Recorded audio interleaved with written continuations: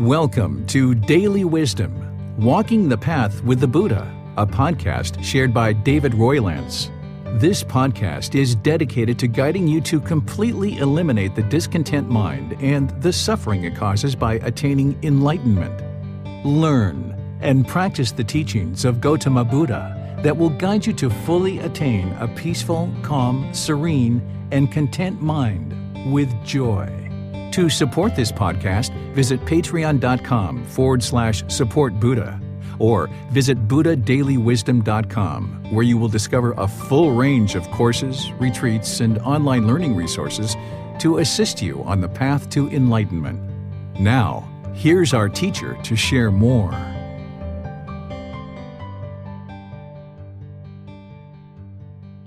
Sawadee Kap. Hello and welcome to Daily Wisdom, Walking the Path with the Buddha. Today is our group learning program, and we're in our part 2 of a 4-part series where I'm sharing Buddhist chanting. I'm helping you to learn how to do the Pali chanting so you can ease into meditation and ease out of meditation more readily. You'll get more benefit out of your meditation this way. So I'd like to welcome you to our class. Last week, I went through helping you to understand all the various reasons why one might develop a Buddhist chanting practice.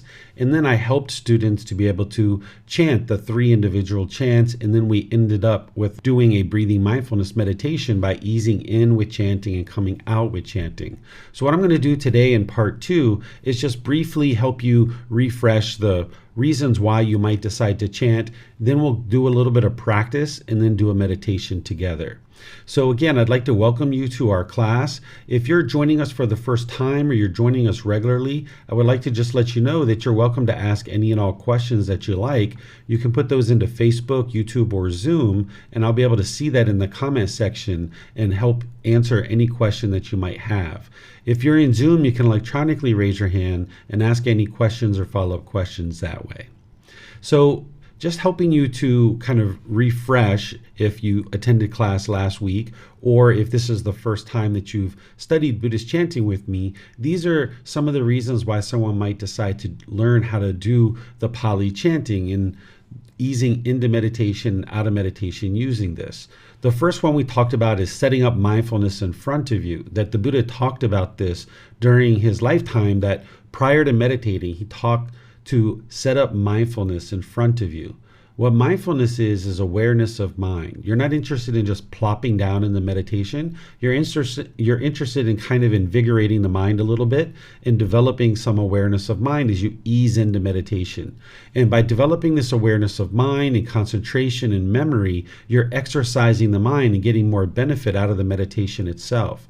With the chanting, you can develop this awareness of the breath because there's a certain amount of breath control that you need in order to do chanting. And this will help you once again to start getting benefit right from the very beginning of your meditation because you're already aware of the breath before you even start meditation. So you can be getting benefit from the very beginning rather than 5, 10, 15 minutes into your meditation session. The chanting also helps to slow, relax, and ease the mind into meditation, thus getting more benefits. So you're not just plopping down and having to do all this really hard work while you first start your meditation. Instead, you've done some of that work up front with the chanting so that you can ease the mind into meditation. There's also this audible indication that helps you to see that your practice is improving, because when you start with chanting, you're going to sound like, just like everyone else sounds, not so good when you first start. But then gradually, slowly but surely, as you learn the chanting, you'll get better and better, and you'll be able to hear that, and it'll help to encourage you and motivate you along in your meditation practice. It also helps to develop respect and gratitude for the elders, including Gotama Buddha. The people I refer to as elders are people that have been handing down the teachings for 2,500 years, all the way from the time of the Buddha. There's just countless people that are unnamed individuals that will never know their names that have handed down these teachings all the way to the point that they're reaching you. And now that they're reaching you, you might be seeing this benefit. If you've been practicing very closely and learning and developing your practice, you can see the condition of the mind improving, where the mind's not angry and frustrated and irritated and annoyed and all these strong discontent feelings. That's starting to diminish more and more as you develop your life practice. So having this respect for the elders can really help you to develop your mind, because you're going to need respect and gratitude for all beings in your life, not just the elders, not just Gotama Buddha, not just maybe your parents or your teacher who's helping you to learn the teachings, but every individual you should have respect and gratitude for. And it's important to understand that there's no mystical or magical benefits associated with this chanting. Some people tend to assign benefit like you get an extra long life, or you're going to get more money, or you're going to instantly eliminate all your unwholesome karma, or you're going to get to enlightenment, within 5 years or 10 years, or any number of different things that people might say that is associated with the chanting. This is not true. The Buddha used chanting during his lifetime in order to help his students remember his teachings, because he taught orally. Everything that he taught was based in the oral tradition. There wasn't anything written down during his lifetime. So he would teach, and then the students every 2 weeks would recite his teachings word for word, and they used chanting as a way to commit the teachings to memory. So nowadays, because some people don't understand what the words of the chanting are, they kind of take on this mystical or magical approach, and people think that there's some kind of mystical or magical benefit. But there's no words that you can say that's going to have any mystical or magical benefit. Everything you experience is this cause and effect, or action and result, the results of your decisions. And if your mind is confused or misunderstanding or deluded or having this unknowing of true reality where you think there's something mystical or magical going on, then you're avoiding potentially developing the wisdom to develop things like your moral conduct and your mental discipline and things of this nature. So it's important to see that there is no mystical magical benefit associating with reciting a chant, but instead it's just helping you to acquire these benefits that I'm sharing here and some others as well. So I introduced you to 3 different chants, and we actually chanted these last Wednesday. And this first one is the triple gem, or the triple jewel, and I explained what this is, and I chanted it with you. First, I chanted it, then I chanted it with helping you understand where the breath is, then I chanted it with you to encourage you along and showed you where the breath is, and then we all chanted it together in order to practice it. So what I'm going to do today is just chant it together with you one time through, so you can kind of get a little bit of practice. If you've been practicing since last week, then you should start seeing some gradual improvement. And now that I'm going to chant this with you, you'll have somebody to chant along with you, and you should be able to kind of harmonize with the chanting. And then I'll pause at the end of each chant and see what questions that you might have related to the chant. And then after we do all 3 chants, then we'll go through one time together, the entire 3 chants, and then we'll do it again, but we'll ease into meditation and do some meditation together, and then we'll ease out of meditation with it. So if you'd like to join along in the chanting, you're welcome to do that. I'm going to bring my hands together, palm to palm, take a nice deep breath here and chant, and you're welcome to chant along. Arahang Samma Sambuddho Mahakeva Hotang Mahakavanhang Apivateyami Savakato Mahakavata Dhammo Dhammang Namasami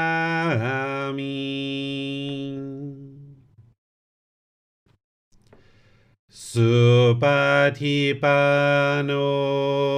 Mahakavato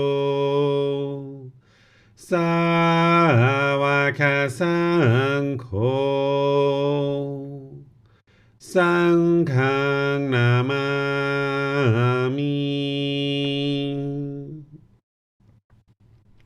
Okay, that's the triple gem, or the triple jewel. If you guys have questions on this chant, or anything about your practice, or how to get help with this, or any of the syllables or anything like that, you can put that into Facebook, YouTube, or Zoom, and I will help you. You can put it in the comment section. I'll be able to see that. Or in Zoom, you can raise your hand electronically and ask any questions that you like. Okay, I'm not seeing any questions anywhere. So what I'll do then is I'll just move on to the next chant, which is what I refer to as the Namo Tassa. There's probably another name for this, but I just refer to it by the first couple syllables. This is a chant that you just do 3 times, the same exact chant. So once again, if you'd like to practice this one together, we'll go ahead and practice it, and then I'll open up to any questions that you might have. Namo Tassa Bhagavato Arahato Samma Sambuddhassa. Namo Tassa Bhagavato Arahato Samma Sambuddhassa. Namo Tassa Bhagavato Arahato Samma Sambuddhassa. Okay, it's just the same phrase, just repeated 3 times. So let me know what questions you guys have on this one. All right, I'm not seeing any questions here. So let's move to the next one, which I refer to as the ETP-SO. Again, there's probably other ways to refer to this. This one's a bit more involved with a lot more syllables. So sometimes students have a bit more challenge with this one. So again, after we chant it, if you have any questions, you're welcome to ask any questions that you like. Iti-piso mahakawa arahang samma sambuddho vichacharanang sammuno Sakato rogavito anutero purisa dhamma sati satatawa manusanang Bhutto Bhagavati. Okay, this is the ETP-SO. Let me know what questions you guys have about this one, if any at all. Okay, we have a question here coming in from Sophia on YouTube. Ba, pronounced as ma in first chanting and as pronounced as ba in second chanting. Okay, let me take a look and see what you're referring to here. So let's see, the first one would be Arahang Samma Sambuddho Bhagava. So it's got a little bit of an H in there. Bhagava. Okay. So then the next one, Namo Tassa Bhagavato, same thing, a little bit of H in there. It's pronounced the same way. I think it's the same word, isn't it? Bhagava, yeah, it's pretty much the same word, just a little bit different, has that to at the end. So it's the same sound. Maybe you're hearing it a little bit differently with the internet connection and all of that stuff. But on the first one, it's Arahang Samma Sambuddho Bhagava, Bhagava, a little bit of an H in there. And then the same thing with the next one.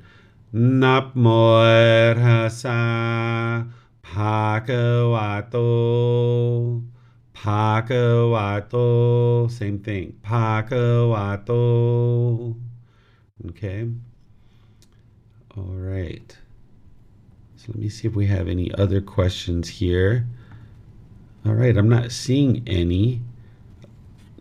Oh, you're welcome, Sophia. Pleased to help you there.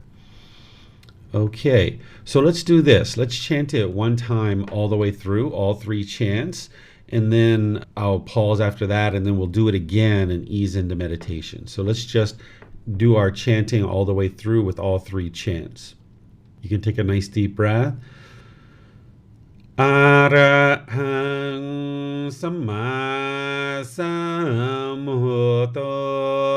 Bhagava Bhutang Bhagavanhang Abhivateyami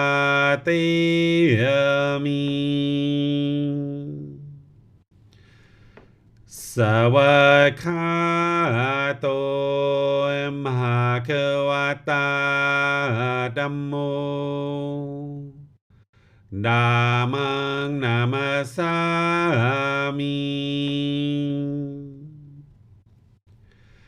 Supatipano Bhagavato Sāvaka Saṅkho Saṅghang Namami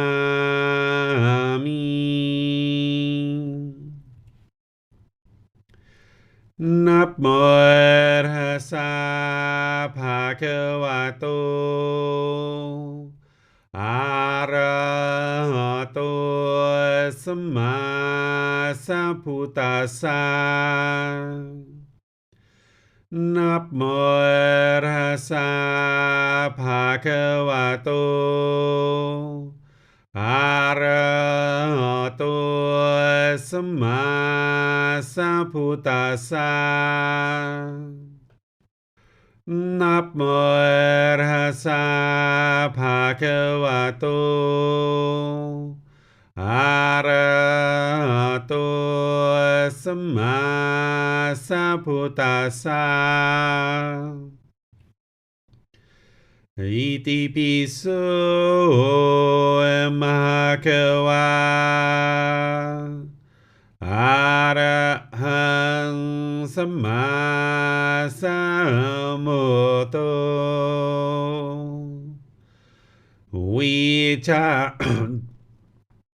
Vicacaranang Sammuno Sakato Rokavito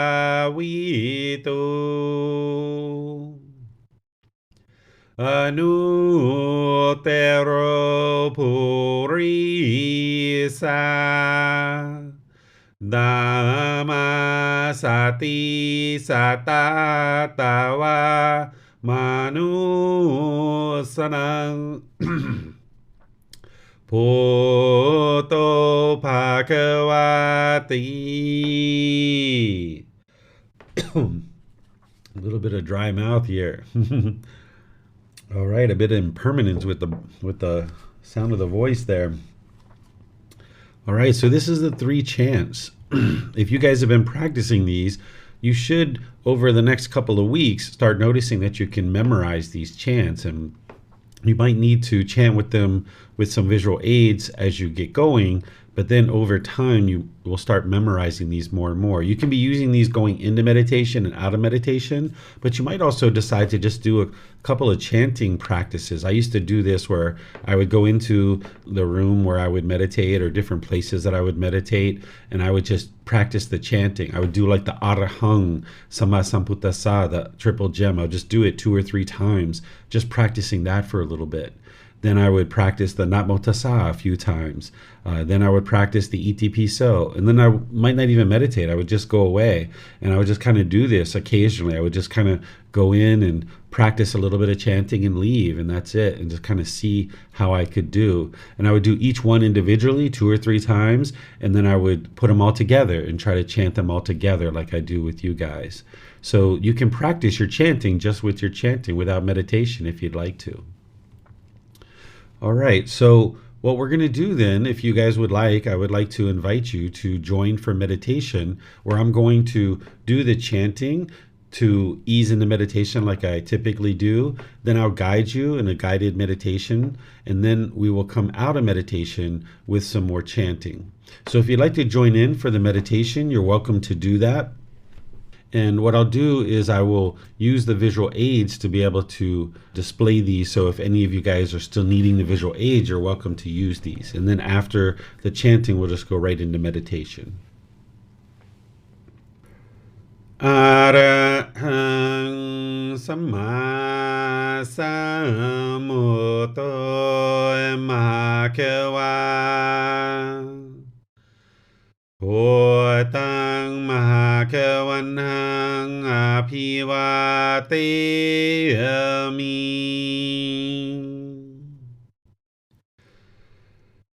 สวากขาโตมหาเขวตาธัมโมธัมมังนามัสสามิ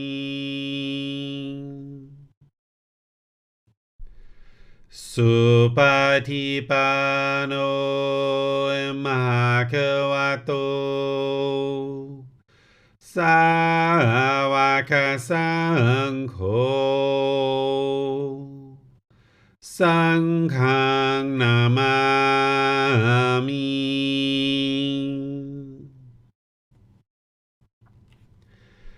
นับโมตัสสะภะคะวะโตอะระหะโตสัมมาสัมพุทธัสสะนับโมตัสสะภะคะวะโตอะระหะโตสัมมาสัมพุทธัสสะนับโมตัสสะภะคะวะโตอะระหะโตสัมมาสัมพุทธัสสะอิติปิโสมหาเขวา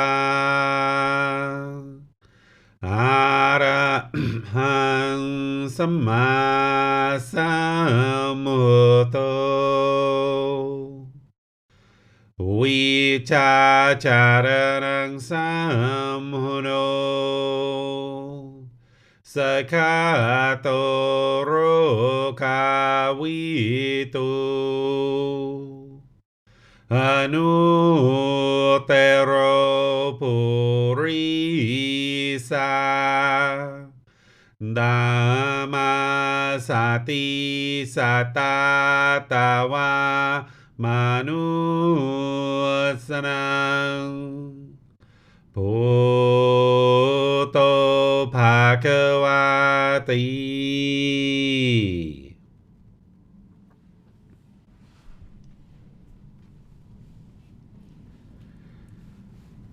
Okay, with the lower body and hands and arms comfortable, and the upper body erect, just close the eyes and start breathing in through the nose and out through the nose. Here you're just looking to establish the breath. A nice, natural, steady, consistent breath. Not forced or controlled, just a gradual inhale through the nose, experiencing the full breath. And then when you're ready, exhale out through the nose. Breathing in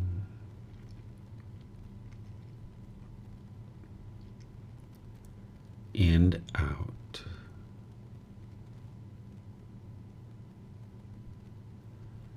Breathing in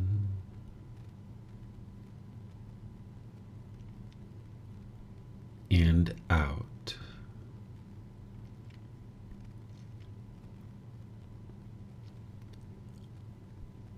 Once the breath is well established, start fixating the mind on the breath. The breath is the present moment. Fixate the mind on either the sound of the breath coming into the nose or the sensation of air moving over the skin into the nose. Breathing in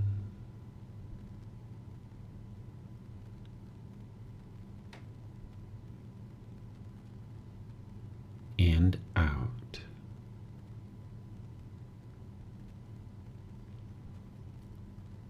Breathing in and out.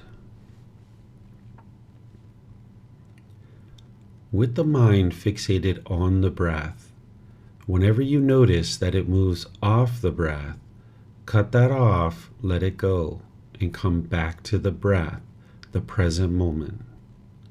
No need to observe the thought, label it, judge it, analyze it, or even try to figure out where it's coming from. Just wherever you notice that the mind is moved off the breath, cut that off, let it go, and come back to the breath, the present moment. Breathing in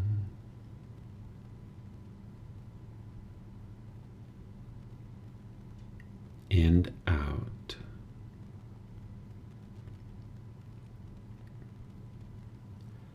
Breathing in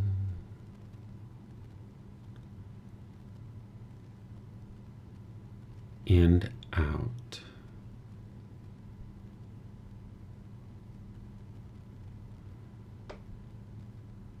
You have nowhere to go. There's nothing to do. No one needs you right now. This is your time to focus on the breath. Breathing in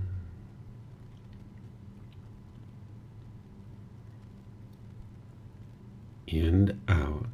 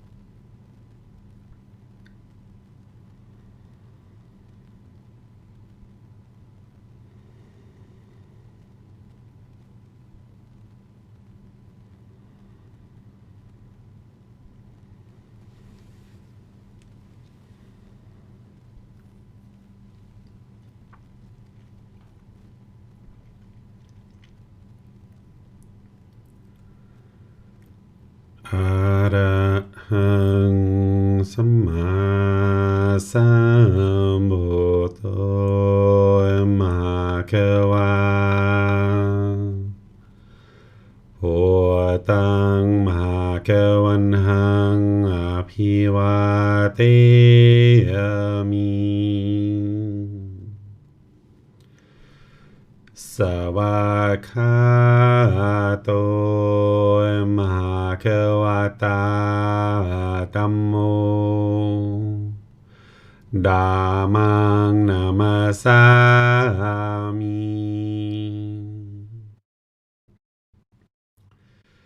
สุปฏิปันโนมหาควโตสาวกสังโฆสังฆังนามามินับโมตัสสะภะคะวะโตอะระหะโตสัมมาสัมพุทธัสสะนับโมตัสสะภะคะวะโตอะระหะโตสัมมาสัมพุทธัสสะนับโมตัสสะภะคะวะโตอะระหะโตสัมมาสัมพุทธัสสะอิติปิโสมหะคะวะอะระหังสัมมาสัมพุทโธวิชาจารนังสัมมุโนสกขาโตโรกาวิโตอนุเตโรปุริสาดามาสติสัตตาตาวามนุสนังพุทโธภะคะวะติ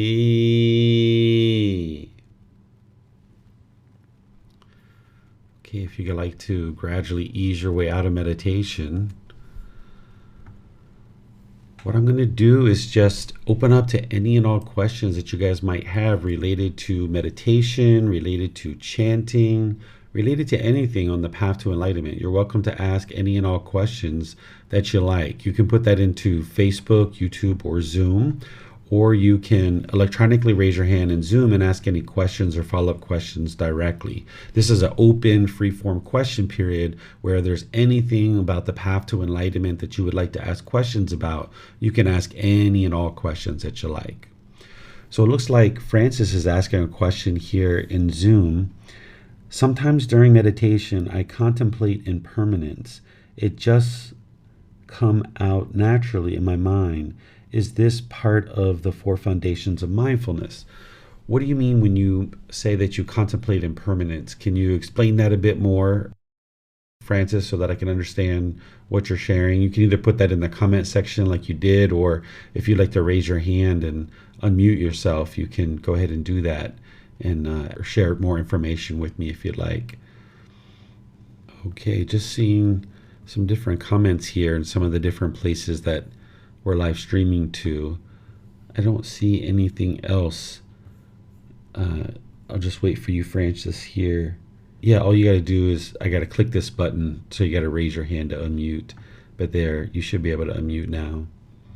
Okay, basically it's just that sometimes during my meditation, mindfulness or breathing meditation, it's just for a few short moments that this thought of impermanence come out in my mind. Then I just stay with that for a while, and then after that, I just go back into my normal breathing meditation. So I'm not sure whether it is part of the contemplation of the Dharma. No, it is part of the four foundation of mindfulness, where you contemplate on the Dharma. I know it's not part of the four foundation of mindfulness that you taught us, but I'm just curious only. Yeah, when you're doing breathing mindfulness meditation, any thoughts that come up, you should be cutting those off and letting them go. And if you just need to remind yourself a couple of times that these thoughts are impermanent and that helps you to let them go, then fine, do that. It's not part of developing the four foundations of mindfulness, but it is part of what needs to be soaked into the mind. You need to be able to understand as you're meditating and you hear that sound, you need to understand, okay, it's impermanent, just let it go. Or there's a certain light or something that you see, maybe the lighting changes in the room. Okay, it's impermanent, let it go. Or there's a certain thought that comes up in the mind. Okay, it's impermanent, let it go. But you're not interested in doing that always in your meditation, but if you need that occasionally just to train the mind to let go and really soak impermanence in the mind, that's fine. But understand the unenlightened mind is constantly grasping at things and trying to hold on to things. It really doesn't want to just be quieted and stilled and just focus on the breath. It wants to have all these erroneous thoughts. So that's why even though you might remind yourself of impermanence, or someone might say contemplate impermanence, you're really reminding yourself of it. If that ever is occurring in your meditation, okay, if you need to do that a few times here and there, okay, but then let it go and get to stillness and quietness. If we have any kind of thoughts, even thoughts about, impermanence, this is just a thought that the mind is trying to follow. And you're trying to get the mind to just keep coming back to the breath, keep coming back to the breath, keep coming back to the breath, so you can get this quietness and stillness, the ability for the mind to easily let go and develop that mindfulness and concentration. So if you need something like that occasionally, okay, go ahead and do it, but you're interested in getting these elongated periods of time where all the mind is doing is focusing on the breath. And then, of course, there's going to be occasional thoughts in there, but you just internally cut it off and let it go and bring the mind back to the breath. Okay, got it. So I just have to stay on with the breath and just cut off the thought about the impermanent thing and just go back straight into the breath all the time. Okay, got it. Thank you. Exactly. You'd like to do this internally because let's just say you're walking down the street and there's a loud boom, right? And normally you jump and you get fearful, right? Because there's that personal existence view and the mind doesn't like that impermanence. Well, as you train your mind more and more, you'll be able to get to the point where you don't jump when you hear a loud boom, because that's just impermanence and the mind is very acclimated to this impermanence. So by you training the mind to cut things off and let it go, what you will experience as your mind is transitioning and it's not enlightened yet is you will experience that you'll hear that boom and you'll notice that there's a bodily sensation associated with the fear that's arising. And rather than thinking like, that's impermanence, let it go, okay, blah, blah, blah, blah, blah, which is what happens in the meditation. If that's what you're doing in meditation, what you would like to do is just boom, cut it off. You don't even think about it, right? Just cut it off. So that in meditation, if you're practicing that way, then in daily life, when there's that loud boom, and then you notice the bodily sensations, right away you just cut it off. You don't allow the mind to get that conditioned feeling of fear. And this is how you ultimately will transform the mind. But as you're in the process of building up to that practice, you might need a little bit of that's impermanent in the mind, during meditation. You might need a little bit of that in daily life too. When somebody cuts you off in traffic, okay, that's impermanence, may you be well. You might need to do some of that reminding to yourself. But ultimately what you would like to get to is where the mind is just automatically able to notice the bodily sensation, cut it off right away. Boom, no big deal. The mind is now peaceful and calm. It's maintained its peacefulness and calmness because you've got the mindfulness there guarding the mind. And then over time, if you're doing that enough where you automatically are cutting things off, then you get to the point where nothing arises. So there's kind of like these stages, right? There's the stage where you're completely off the path to enlightenment, nothing about impermanence or anything else, just going around being angry, frustrated, agitated, irritated all the time. Then you get on the path and you understand impermanence, but it's not quite soaked into the mind, and you're building up your meditation practice. And occasionally during daily life and during meditation, you need to kind of remind yourself of impermanence and remind the mind of that impermanence. Then as you're doing that, then the third part is where you can just automatically cut things off, both in meditation and outside of meditation. And then kind of the fourth part is where the mind's just enlightened. There's nothing to cut off because there's no craving, desire, attachment that's producing any kind of discontentedness or even the bodily sensations associated with the discontentedness. So that's kind of like the life cycle of how you progress, or what you will see in your practice as you progress. Okay, so that means in the daily practice, we will use the four foundation of mindfulness as the way to guide us into cutting things off and don't let it disturb us and all that, yeah? The four foundations of mindfulness are there to guard your mind. So you're guarding the mind with the mindfulness that whenever you see a bodily sensation associated with arising discontentedness, you can cut it off and cut it off. And understand that sometimes because your mind's not enlightened, or maybe even you may not even be in the first stage of enlightenment, you're going to experience some conditioned feelings sometimes. So you're going to get agitated, you're going to get annoyed sometimes. But when you see that, don't allow it to go to the next thing, which is affect the condition of the mind for multiple hours or days. Cut it off as a feeling and try to cut this back closer and closer and closer to the point where you can observe every single bodily sensation associated with discontentedness arising, and you can cut it off and let it go and maintain your joy. And then eventually you get to the point where there is no bodily sensation arising associated with discontentedness because there's no craving, desire, attachment there. But in the meantime, you're going to need to be able to cut things off as a bodily sensation. In some cases, you might be able to do that now. In other cases, it's going to become a feeling, but cut it off there too. Try not to let it affect the condition of the mind, but even if it gets to that point where it's been a couple of hours or a couple of days and your mind's affected, then try to cut it off there. Try to redirect the mind. You try to cut it off internally like we do in meditation, but sometimes in daily life you need to redirect the mind, like go for a walk, go for a bike ride, go to the park, go to the movies. Just redirect the mind. Don't allow it to just sit there and dwell in its discontent feelings, because the longer you allow the mind to sit there and be wired with conditioned feelings, the more it gets used to just having conditioned feelings. So you're trying to break that and not allow the mind to continue to experience that. You're trying to rewire the mind so that it doesn't have conditioned feelings. Okay, thank you so much, David. I got it. Thank you. You're welcome, sir. Okay, let me take a look at our social media again. And I'm not seeing any questions there.